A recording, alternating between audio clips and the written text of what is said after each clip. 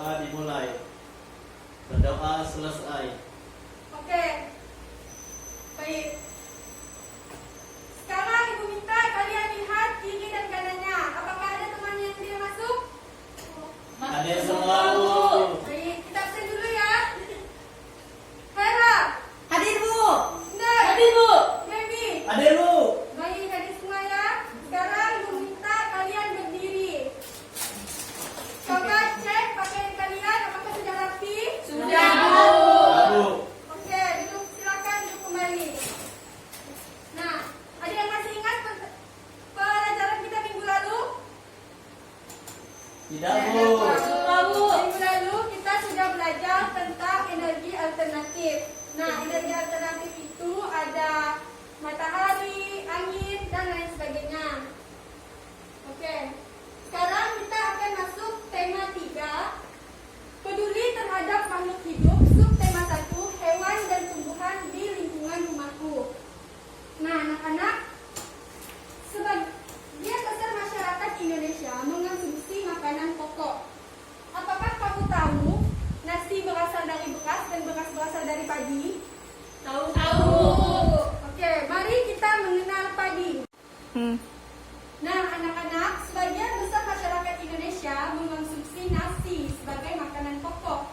Apakah kalian tahu nasi berasal dari beras dan beras berasal dari padi? Tahu. Ayo, iya, mari kita mengenal padi. Ayo, Mama Mati. Ayo, Mati kamu berikut ini. Ada yang tahu ini gambar apa? Padi, Bu.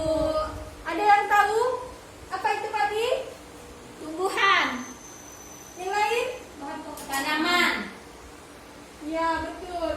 Jadi, padi itu adalah tanaman yang bijinya dikonsumsi oleh rakyat Indonesia setiap hari. Merupakan makanan pokok, termasuk sumber daya alam hayati, tumbuh di daerah rendah dengan curah hujan tinggi, termasuk jenis tumbuhan biji-bijian, termasuk tanaman rumpun yang kaya akan karbohidrat, dan termasuk jenis tumbuhan yang berbiji tunggal. Baik anak-anakku, sekarang Ibu minta satu orang untuk membaca teks padi berikut ini. Ibu minta Herawati untuk membaca ke depan. Ya, Bu.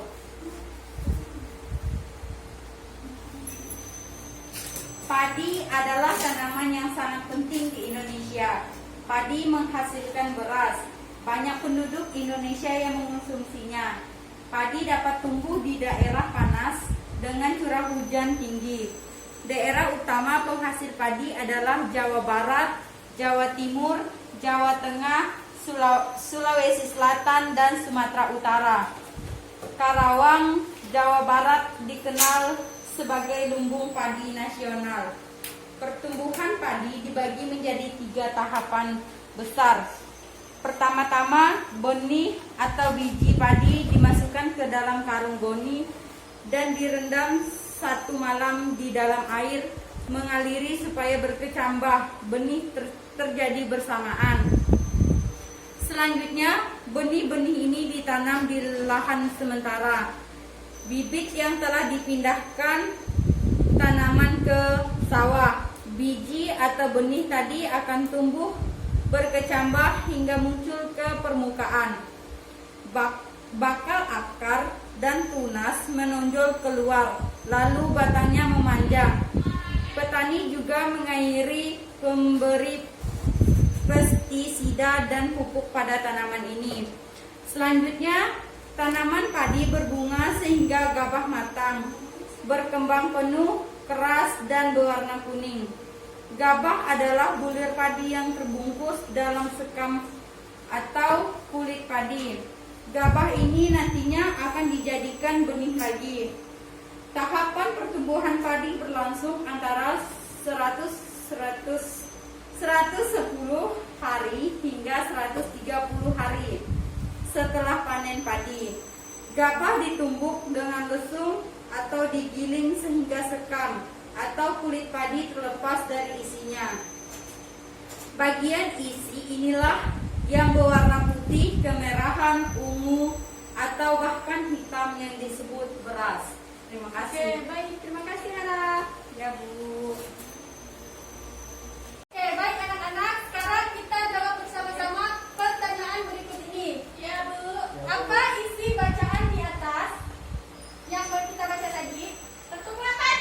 padi, Bu. Betul sekali. Tahap pertumbuhan tanaman padi. Padi. Kemudian yang kedua, mengapa tanaman tersebut penting untuk masyarakat Indonesia? Karena padi sebagai makanan pokok. Betul sekali.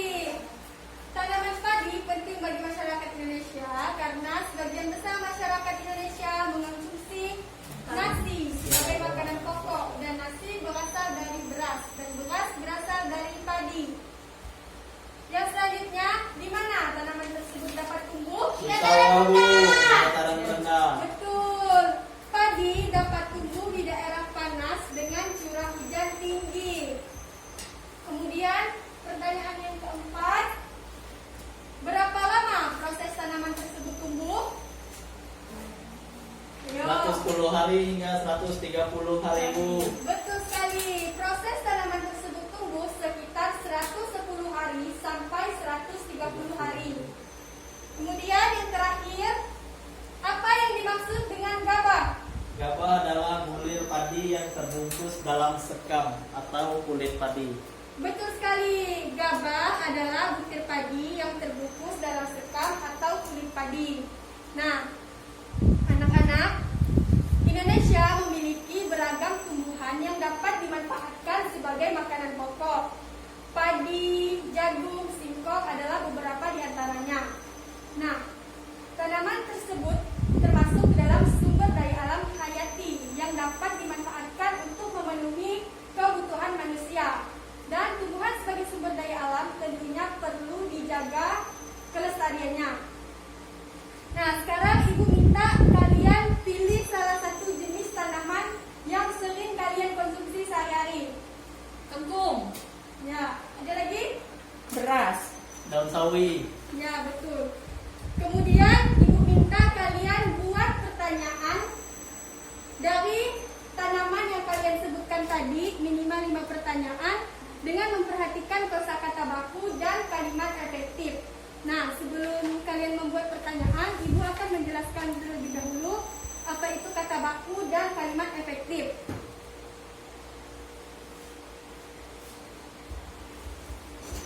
Kata baku. Kata baku adalah kata yang sudah sesuai dengan ejaan bahasa Indonesia yang baik dan benar. Sedangkan kalimat efektif adalah kalimat yang sesuai dan mengikuti kaidah ketatabahasaan yang baik dan benar. Nah, Ibu akan memberikan contoh pertanyaan yang menggunakan kosakata baku dan kalimat efektif. Contohnya itu, di mana biasanya tanaman padi ditanam? Nah, pertanyaan-pertanyaan tersebut kalian tulis di buku daftar pertanyaan untuk pertemuan kita selanjutnya. Ya, Bu. Ya, Bu. Oke. Sekarang ayo amati. Sekarang tadi kita sudah membahas tentang teks tahap pertumbuhan tanaman padi. Di mana ada 3 tahap. Yang pertama itu proses perendaman, penanaman, kemudian tanaman padi berbunga. Di sini Ibu akan menjelaskan tahap-tahap pertumbuhan padi.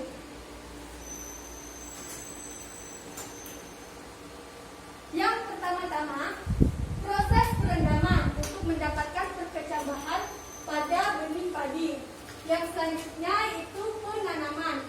Benih-benih ditanam di lahan sementara. Bibit yang telah siap dipindahkan ke sawah. Petani mengairi, memberi pestisida, dan memberi pupuk. Selanjutnya, tanaman padi berbunga hingga gabah matang, berkembang penuh, keras, dan berwarna kuning. Nah, itu adalah tahap-tahap pertumbuhan padi. Seperti yang kita ketahui, tadi padi itu tumbuh di sawah di daerah dataran rendah. Nah, dataran rendah ini termasuk ke dalam kondisi geografis. Di sini ada 3 kondisi geografis.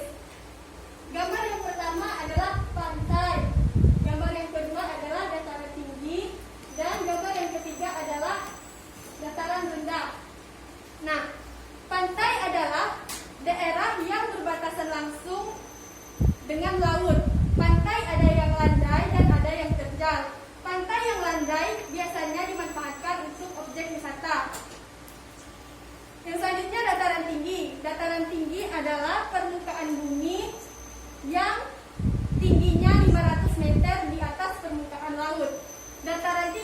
biasanya dimanfaatkan untuk tempat peristirahatan, objek wisata, dan usaha perkebunan.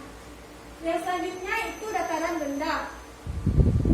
Dataran rendah adalah permukaan bumi yang datar yang ketinggiannya sekitar 200 meter di atas permukaan laut.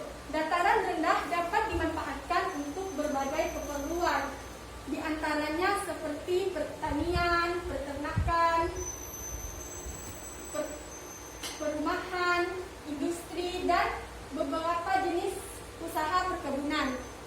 Nah, Ibu sudah menjelaskan apa itu pantai, dataran tinggi, dan dataran rendah. Sekarang Ibu minta kalian untuk menyebutkan perbedaan dari ketiga kondisi geografis ini. Ada yang bisa menyebutkan perbedaannya? Oke, tadi Ibu sudah menjelaskan 3 kondisi geografis ini. Sekarang Ibu minta kalian sebutkan perbedaan dari ketiga kondisi geografis ini. Saya Bu, Oke, Ndoy, silakan. gambar yang pertama itu tentang nelayan mencari ikan di pantai. Ya. Gambar yang kedua dataran tinggi, tempat orang menanam, berkebun. Ya. Kemudian gambar ketiga dataran rendah, yaitu tempat menanam padi. Ya, betul sekali. Tepuk tangan untuk Ndoy. Nah, jadi di ketiga kondisi geografis itu terdapat hewan dan tumbuhan yang bisa hidup di daerah tersebut. Ibu akan memberikan contohnya, misalnya di pantai. Tumbuhan yang biasanya berada di pantai itu adalah kelapa. Kemudian hewan yang biasanya berada di pantai adalah penyu, kepiting. Kemudian tumbuhan yang biasanya berada di dataran tinggi itu ada teh, wortel, kentang. Kemudian hewan yang berada di dataran tinggi itu ada Ular, domba, ada Ular kambing, kabur. kuda. Kemudian di dataran rendah tumbuhan yang biasa di dataran rendah itu contohnya itu adalah padi. Dan hewan yang berada di dataran rendah itu contohnya kodok, keong. ayam, ular, keong, dan lain sebagainya. Nah, di sini Ibu akan menampilkan beberapa pertanyaan dari ketiga kondisi geografis tersebut. Dan kan Ibu sudah menyebutkan contoh-contoh hewan dan tumbuhan yang berada di ketiga kondisi geografis tersebut. Sekarang Ibu akan memberi pertanyaan. Kalau benar, pertanyaan true or false. True itu benar dan false itu salah. Nah, gambar yang pertama. Kucing adalah hewan yang berada di daerah dataran rendah. True. Benar atau salah? True. True.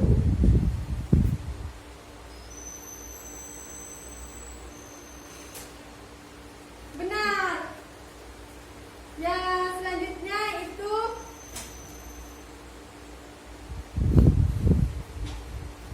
yang kedua,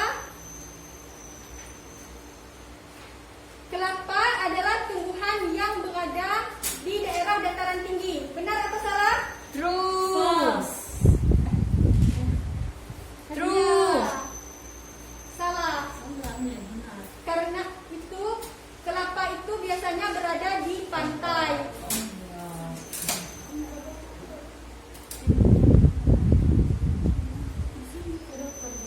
Kemudian yang ketiga, penyu.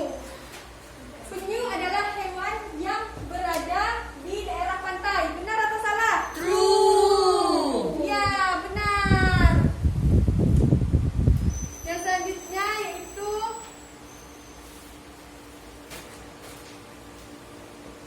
yang keempat, padi. Padi adalah tumbuhan yang berada di daerah dataran rendah. Benar atau salah? Salah. Benar. Benar. Ya, True. betul sekali. Padi itu berada di daerah dataran rendah. Nah, jadi apa saja yang sudah kita pelajari pada hari ini? Ayo, coba ingat-ingat lagi. Padi merupakan makanan pokok. Ya, yang lain? Padi tumbuh di dataran yang rendah. Betul. Jadi kita tadi sudah belajar tentang tahap pertumbuhan padi. Kita sudah belajar tentang kosakata, baku, dan kalimat efektif. Kemudian kita sudah belajar tentang kondisi geografis. Nah, apakah ada yang ingin bertanya? Tidak, Bu. Oke, jika tidak ada yang bertanya, Ibu yang akan bertanya. Siapa yang bisa menyimpulkan pelajaran kita pada hari ini?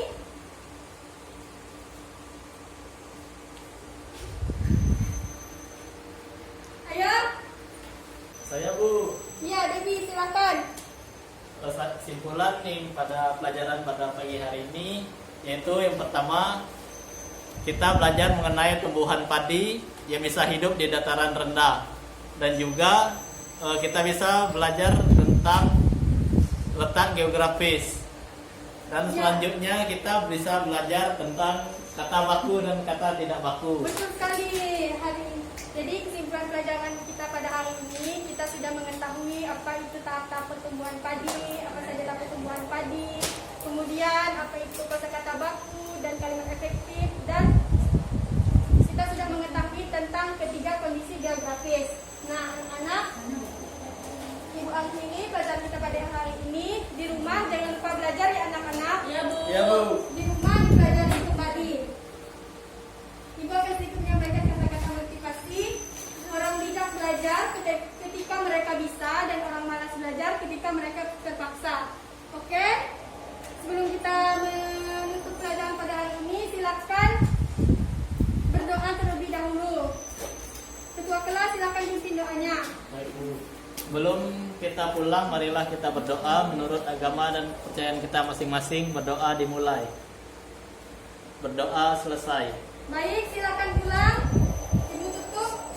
Selamat pagi anak-anak. Pagi, Bu. Siap. Beri hormat.